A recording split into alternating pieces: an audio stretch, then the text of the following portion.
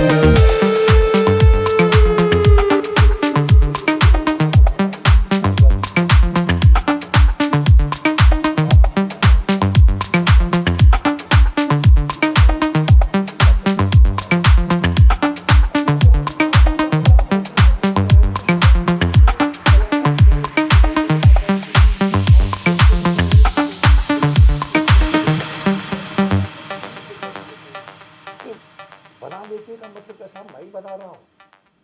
आपको शायद अभी तक मालूम नहीं है, मैं ही बना रहा हूँ सोनी के साथ मिलकर। हम मैंने उनको बनाने को नहीं दे दिया, हम लोग मिल के बना रहे हैं। नहीं, आप कास्टिंग की बात कर रहे हैं या बनाने की बात कर रहे हैं? आप कहते हैं कि आप तो आप बोलिए कि शक्तिमान आप क्यों नहीं बन जाते, ये आप बोलना चाहते हैं? करेक्ट। देखिए बहुत सारे एंगल्स हैं उसमें। कमर्शियल लेंस भी, कमर्शियल भी एक सेंस होता है। 200 करोड़ की फिल्म बनने वाली है। मैं हालांकि मैंने तो इनको साफ कह दिया था कि सर आप ऑल ओवर इंडिया में ऑडिशन करा दीजिए सर, आप शक्तिमान के लिए पूरा इंडिया खड़ा हो जाएगा, नए लड़के को लेकर आइए, शक्तिमान के लिए स्टार की आवश्यकता नहीं है। सो बट वो एंगल मत छेड़िए क्योंकि उसके मैं ज़्यादा नहीं बोल सकता। बट कहीं ना कहीं मुझे लगा कि किसी ने तो किसी ने करना है। We are still finding out, we are still sitting and talking about कौन बनेगा शक्तिमान। और वो बहुत इंपॉर्टेंट है क्योंकि कास्टिंग बहुत इंपॉर्टेंट होती है, फिजिकल कास्टिंग। आज के एक्टर्स की बात करें तो काफी फिजिकली फिट होते हैं। 6 एप्स वाली की 7 एप्स वाली की बातें चलती है। शक्तिमान इतने फिट नहीं थे, नॉर्मल व्यक्तित्व थे। तो आप इस तरह के व्यक्ति को देखना पसंद करेंगे कि आप जैसा हो? देखिए बाहर की शक्ति से ज़्यादा ताकत होती है अंदरूनी शक्ति। बाहर के बड़े बड़े मसल वाले बिल्डिंग के अंदर जितनी ताकत नहीं होगी उतनी एक योगी पुरुष में होगी। योगी पुरुष का शरीर, उसका माइंड उसके साथ चलता है। उसके अंदर इतनी शक्ति होती है कि वो अगर आप कि उसको आप लगेगा नहीं कि ये बॉडी बिल्डर है, लेकिन साहब उसके जो इरादे और उसके देखने और उसकी बात करने का, उसका शायद एक मौका पड़ेगा, बड़े बड़े लोगों को भी मालूम नहीं पड़ेगा कहाँ से लगा है। योगी पुरुष बनी, इसलिए ज़रूरी नहीं है कि we should have a athletic body वाला Shaktimaan. We should have a वो जिसके लुक में शक्तिमान है। मुकेश सर, एक सवाल है आपसे। आपको अभी तक पद्मश्री अवार्ड नहीं मिला, इसके बारे में क्या कहना चाहेंगे सर? कौन सा श्री यार, मैं किसी श्री में बिलीव नहीं करता। और पद्मश्री मुझे नहीं मिला, पर आप लोगों का इतना प्यार मिला है मुझे, आप लोगों की इतनी इतनी सद्भावनाएं मिली हैं, इतने गुडविल है। मेरे पास जितनी गुडविल है साहब, आज के सभी एक्टरों को मिला के बिठा दो, जितनी गुडविल मेरे पास है, माफ़ करना, मैं अहंकार नहीं कर रहा हूँ, मैं मेरे पास गुडविल की कमाई अरबों रुपए की।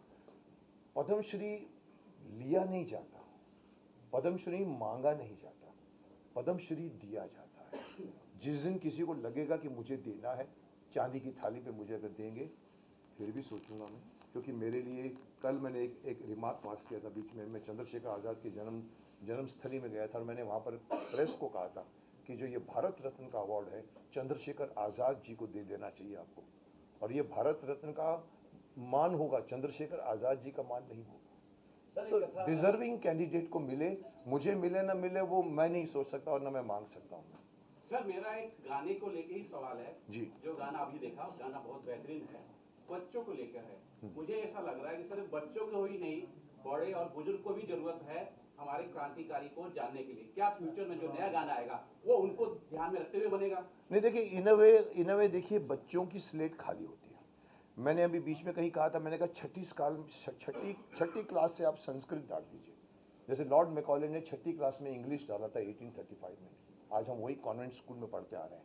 आप संस्कृत पढ़ाइए साहब, बड़ों को नहीं पढ़ा सकते, उनका दिमाग जो होता है ना, ट्रैफिक जैम होता है। छठे बच्चे का मैंने कहा गीता पढ़ाइए छठी में। सो बच्चों को सिखाने के माध्यम से, मेरे को किसी ने कहा अरे साहब मुकेश जी, छठी में गीता डालेंगे तो बच्चों को गीता क्या समझ में आएगी? मैंने कहा नहीं आएगी ना, माँ बाप से पूछेंगे। अगर माँ बाप को भी नहीं आएगी, कुछ माँ बाप ऐसे होते शायद उनको भी पता नहीं होते, तो वो अपने दोस्तों से पूछेंगे, अरे मेरा बच्चा पूछ रहा है मुझे बताओ यार, अदरवाइज मुझे बुरा लगे। So that this is the way you will teach Gita to everyone, which is the most essential element of today. जिंदगी का जीने का तरीका गीता सिखाती है। अफसोस की बात है कि हम दुनिया भर के अलग अलग फिल्में देखते हैं, लिटरेचर पढ़ते हैं, हमारे खुद के संस्कृत में बने हुए न वेद पुराण, न उपनिषद, न रामायण, न महाभारत पढ़ते हैं। पढ़ के देखिए साहब। सर आजकल के बच्चे जो हैं माता पिता से और सर काफ़ी महान पुरुषों से काफ़ी दूर रहते हैं। और सर ये जो कथा आज़ादी के वीरों की कहानी है, इसमें सर क्या कुछ एक्टिंग के जरिए भी कुछ ऐसा संदेश शक्तिमान के रूप में देखने को मिलेगा ताकि बच्चे और ज़्यादा उसको कैच कर सकें? देखिए, आपका पहला सवाल ये है कि आजकल के बच्चे माँ बाप से दूर होते जा रहे हैं। ये मैं अभी भी बोल रहा हूँ, रिपीट भी कर रहा हूँ कि आजकल का बच्चा गूगल का दोस्त बन गया है। आज ना वो अपने माँ बाप से पूछता है, ना टीचरों से पूछता है, वो गूगल को पूछता है, अरे मेरे पेट में दर्द हो रहा है मैं क्या करूँ। They have depended so much on this thing. तो उसके बच्चों ने जो माँ बाप से नहीं सीखते, न बैठते हैं, उनको हमें तैयार करना पड़ेगा।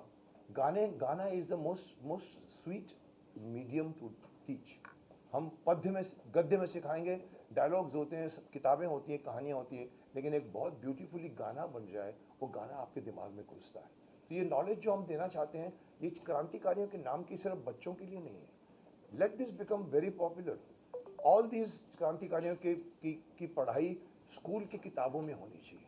हमारे इतिहास को बाहर वाले लिखते हैं, हमने नहीं लिखते। हमारे यहाँ पर मुगल खानदान सिखाया जाता है, झांसी की रानी के बारे में नहीं बताया जाता है। मदर टेरेसा के बारे में लिखते हैं, झांसी की रानी के बारे में कम लिखते हैं। क्यों? क्योंकि हमारा बनाने वाले सिलेबस बाहर के हैं। मुझसे पूछो तो मैं एक लाइन में कहूँगा, आज का एजुकेशन सिस्टम को टोटली रिवैम्प कर देना चाहिए। गुरुकुल में चलिए साहब, गुरुकुल की टीचिंग सिखाइए। भले आप अपने कमरों में सिखाइए, पेड़ के साथ बैठ के ज़रूरी नहीं है, बैठते थे राम और वो, आप गुरुकुल में सिखाइए। एक बच्चा 13 साल की उम्र में सेल्फ सफिशिएंट हो जाता है, उसको कपड़ा बुनना में सीना भी आता है, कारपेंटरी भी आता है, लैंप चेंज करना, बल्ब भी आता है। आजकल के BA BCom को बोलो लैंप चेंज करो, नहीं कर पाएंगे क्योंकि सिखाया नहीं जाता। So we need to change the syllabus, we need to change the whole education system. जी सर, आज गूगल और सोशल मीडिया के दौर में बच्चे आसानी से सक्सेस की और देखते हैं, उनको लगता है कि इसके जरिए आसानी से सक्सेस मिल जाती, कहीं ना कहीं पढ़ाई लिखाई पे भी ध्यान नहीं देते हैं। वो सोशल मीडिया के जरिए कहीं ना कहीं इजी सक्सेस और इजी पैसे कमाने के धुन में लगे हुए हैं। ऐसे बच्चों को आप क्या संदेश देंगे एज ए शक्तिमान? देखिए, मैं बदनाम हूँ, मैं बोल जाता हूँ, लेकिन मेरी बात आगे जाके लोगों को समझ में आती है। मैं आपको छोटी सी बात इसका जवाब दूंगा आपको। सोशल मीडिया जिसको आप बोल रहे हो, गूगल आप जो बोल रहे हो, मोबाइल फ़ोन बोल रहे हो, अगर गलती से आप मुझे प्राइम मिनिस्टर बना दो देश का, तो मैं आपका सारा मोबाइल फ़ोन छीन लूँगा आपसे। 1 साल तक बिना मोबाइल के काम करके देखिए साहब। STD फ़ोन, हम मनाली से उतरते थे कुल्लू में फ़ोन करने को, STD बूथ। आज बाथरूम में बैठ के बात कर रहे हैं। इससे बाहर निकल के 1 साल बोलिए, आप ग्राउंड फोन से बात करिए, आपके घर में होता ना एक झिंग झिंग झिंग झिंग कर दीजिए।